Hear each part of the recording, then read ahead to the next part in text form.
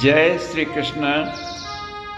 अब आप वैष्णव राजगोपाल जी के द्वारा प्रस्तुत योगेश्वर कन्हा चैनल पर इस राम कथा का आनंद प्राप्त करें।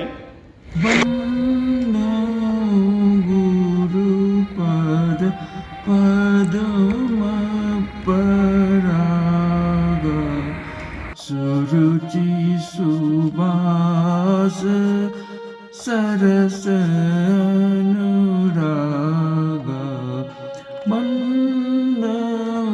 गुरु पद पदम पराग सुरुचि सुबास सरस अनुराग गुरुपद पद्म पराग। संत प्रवर गोस्वामी तुलसीदास जी महाराज अपने इस महान ग्रंथ महाकाव्य को अवधी भाषा में बंदों शब्द से सबसे पहले प्रारंभ किए हैं और इससे पहले संस्कृत में भी उन्होंने लिखा है। वर्णानाम अर्थसंधानाम रसानाम छंदसामपि मंगलानाम च कर्तारो वंदे वाणी विनायको। तो वहाँ भी इस शब्द वो से ही प्रारंभ किए हैं और फिर यहाँ वंदों। तो आगे आप यह जाने कि विष्णु के सहस्र नाम में भी विश्वम से ही यह स्तोत्र प्रारंभ होता है। तो भाइयों, आज हम रामचरितमानस गोष्ठी के अंतर्गत ये रामचरितमानस प्रचार संघ के कार्यक्रम पर योगेश्वर कन्हा चैनल यूट्यूब पर प्रोग्राम दे रहा हूँ। यह सत्संग प्रोग्राम हम सभी सनातन धर्म के मानने वाले, उनमें श्रद्धा रखने वाले और सभी भगवान के श्री राम कृष्ण के जो भक्त हैं उन सबों के आनंद के लिए मैं यह प्रोग्राम दे रहा हूँ।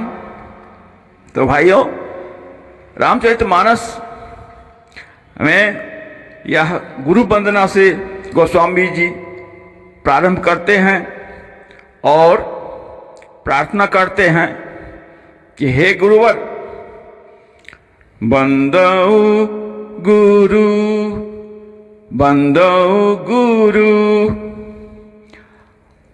हे गुरु, मैं आपकी वंदना करता हूं, मैं प्रार्थना करता हूं। कैसे प्रार्थना करता हूं? तो कहते हैं पद। पद के दो भी अर्थ हो सकते हैं। किसी छंद, दोहे या काव्य में जो शब्दों का जो एक संकलन किया जाता है उसे भी पद कहा जाता है। और पद का तात्पर्य यहाँ चरण से भी है। तो आप दोनों का भाव लेंगे तो एक ही है। यही तो गोस्वामी तुलसीदास जी के द्वारा जो यह रामचरितमानस ग्रंथ है, महान ग्रंथ है, उसमें इनकी काव्य जो लिखी हुई है वह अद्भुत है। उसका भावार्थ सही सही कहना अत्यंत कठिन है। इसीलिए रामचरितमानस पर कई लोग, विद्वान लोग पीएचडी भी कर रहे हैं, किए हैं और करेंगे। तो भाइयों, तो गुरु के पदों को गुरु पद पद्म परागा, और पद्म से पद्म हुआ, कमल के समान उपमा देते हुए कहते हैं कि गुरु के उन कमल रूपी चरण, और चरण जो होते हैं वो चरण तो धरती पर चलते हैं, तो उनमें तो धूल लगेंगे ही। तो यहां कहते हैं कि मैं अपने गुरुवर के चरण में जो धूल हैं, कण रज कण हैं, वह कैसे हैं? तो जैसे कमल के फूल, पद्म, कमल फूल को पद्म कहा जाता है, तो उनके जो पराग होते हैं, तो हर फूल में पराग होते हैं जिससे कि परागन की क्रिया होती है। तो वह पराग जो है, हर फूलों का पराग का अपना अपना विशिष्ट सुगंध होता है, जिसके कारण कि उनमें एक विशेष महक होती है। तो भाइयों, पद्म परागा, मैं अपने गुरु के चरण में जो पराग के समान उस कमल रूपी जो उनके चरण हैं, उनमें जो कण हैं लगे हुए, वो कैसे हैं? सुरुचि सुबास सरस अनुरागा। सुरुचि, रुचि तो सबको होती है, लेकिन कभी कभी किसी विषय में, किसी बातों में, किसी खाने वाली पदार्थ चीजें जो होती है उनमें इत्यादि में अरुचि भी हो जाती है, या आप अस्वस्थ होने पर अरुचि हो जाती है तो आप दबा लेते हैं। तो यहां कहते हैं सुरुचि, आपके उन कमल रूपी चरण के लगे हुए जो रजकण हैं वो कैसे हैं? तो उनके प्रति हमारी सुरुचि है। मैं उन चरण कमलों में लगे हुए रजकण को प्राप्त करना चाहता हूं, क्योंकि वह सुरुचि है। आपके चरण कमल में, आपके चरण कमल में लगे हुए रजकणों में हमारी अत्यंत प्रीति है, सुंदर प्रीति है, इसीलिए सुरुचि। सुबास, बास गंध को कहा जाता है, लेकिन उसमें जो सुगंध है वह बहुत प्रिय है। सुबास, सरस, और रस जो है वो सरस है। भाइयों, भाव भेद रस भेद अपारा, गोस्वामी जी ने इसी अपने ग्रंथ में लिखा है कि रस, भोजन सामग्री जो होते हैं पदार्थ, उनमें 6 रस है।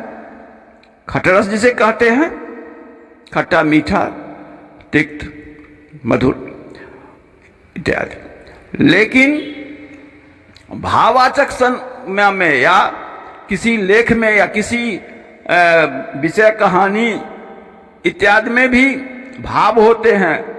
तो भाव भेद रस भेद अपारा, सरस, उसमें जो रस मुझे मिलता है वह सरल और सरस है, बहुत अच्छा उसका रस है।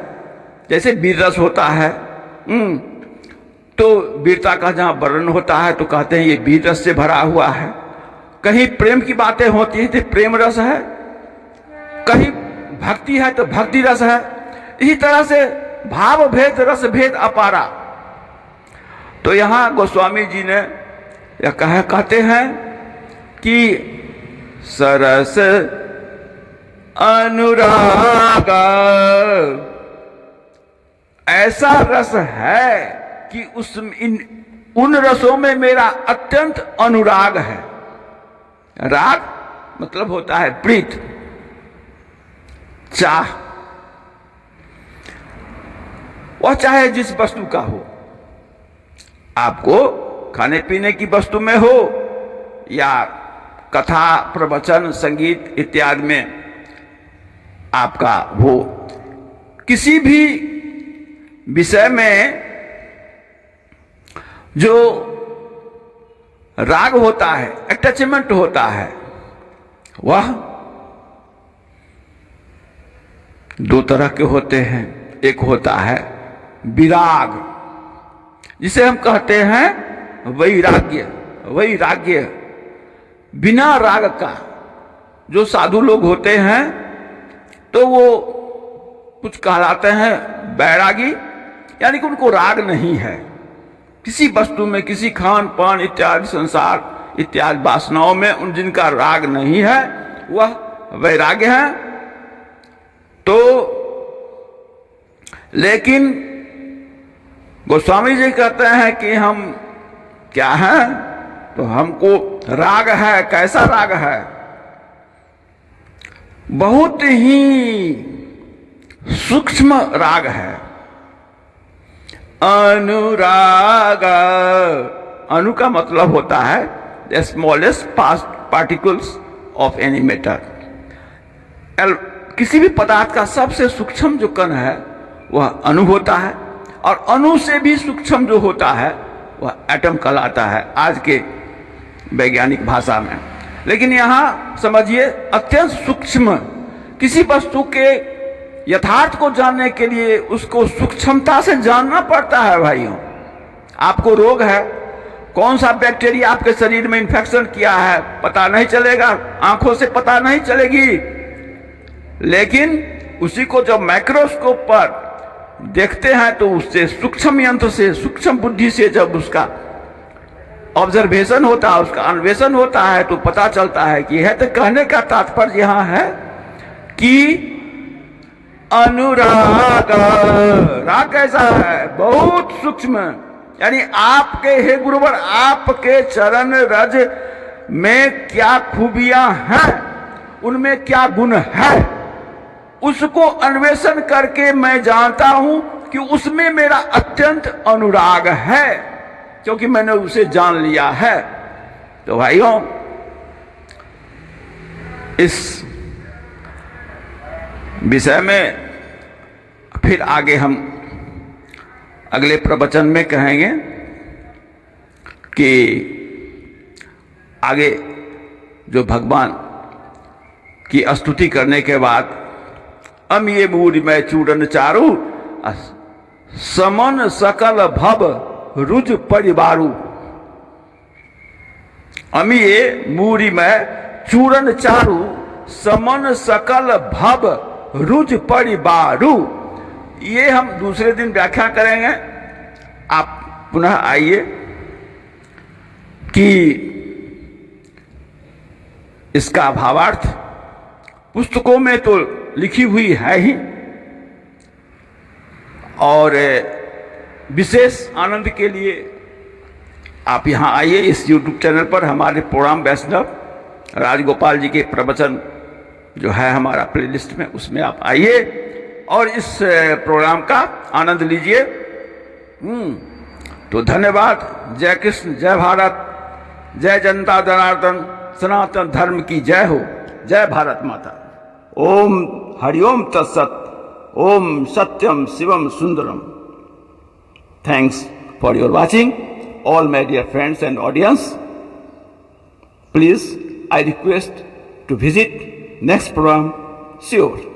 धन्यवाद।